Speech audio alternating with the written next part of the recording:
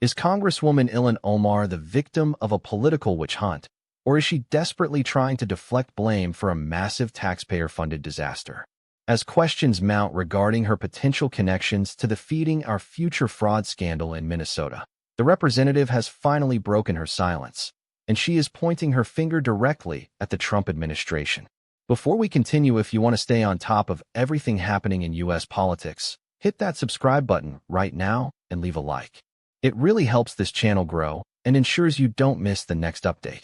The scandal in question involves hundreds of millions of dollars meant to feed hungry children that instead vanished into the hands of fraudsters, fueling lavish lifestyles rather than filling empty stomachs.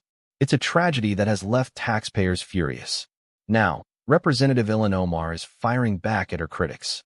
In a written statement to Fox News Digital, she called any claim that she had knowledge of the scheme flat-out false.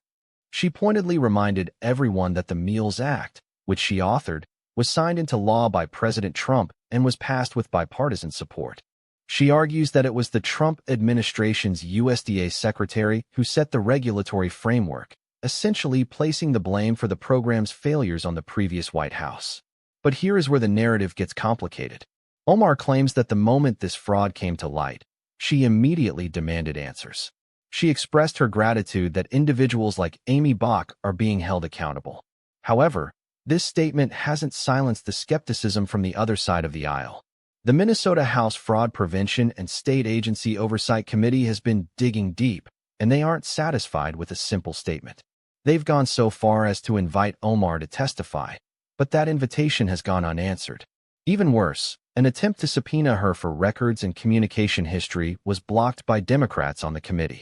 The committee's recent report, which has caused quite a stir, accuses Governor Tim Walz's administration of fostering a culture of tolerance that allowed these fraudsters to steal billions.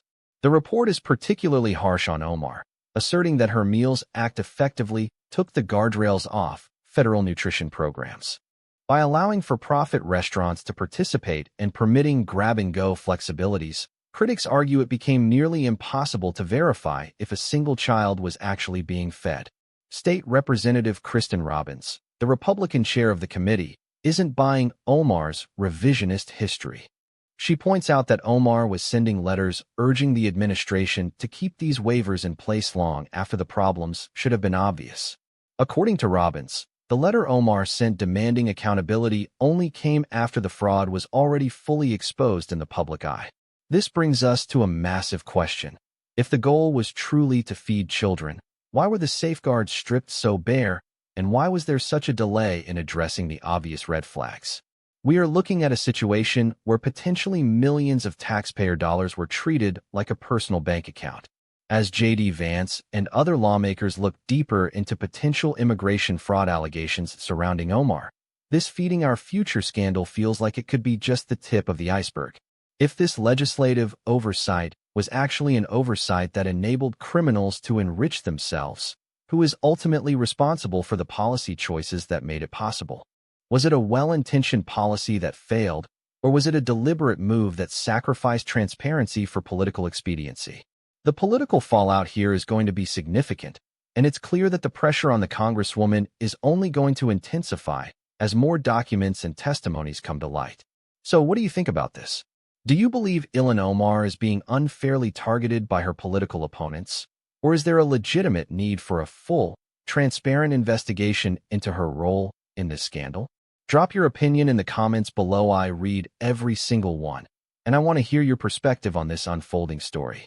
The truth has a way of coming out, regardless of how many statements are issued or subpoenas are blocked. We will be tracking this story as it develops, so stay tuned for further updates.